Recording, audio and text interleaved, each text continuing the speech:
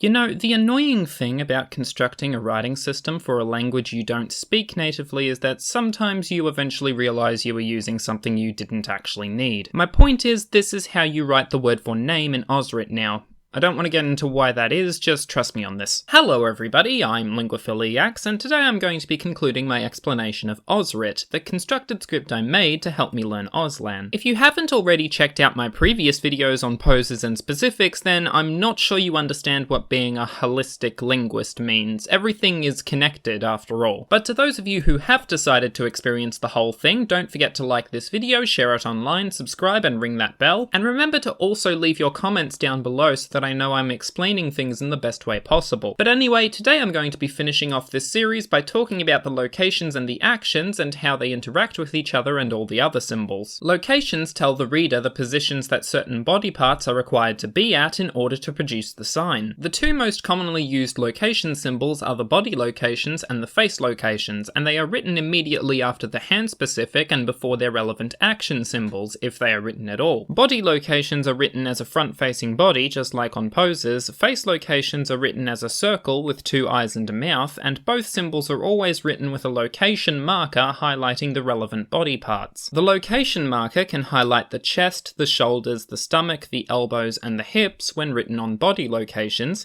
It can highlight the top of the head, the temples, the ears, the lower cheeks, the chin, and the throat when written on the outside of face locations, and it can highlight the forehead, the eyebrows, the eyes, the upper cheeks, the nose, the mouth, and the sides of the mouth when written on the inside of face locations. Also notice how a gap is always made available for the location marker, and it is never written on any lines, like for example how the mouth line is completely gone if the location marker is placed over it. And yes, I am well aware that that is a lot of information to just suddenly throw at you, but I honestly don't have a better way of explaining it all. If you want to go back and listen to the whole thing again, I don't mind at all, that is totally fine. You should always learn things at a pace that is best for you, and I mean it would give me more watch time anyway, so. And I don't think it's really necessary to explain the stroke orders of each of these symbols, it's pretty self-explanatory.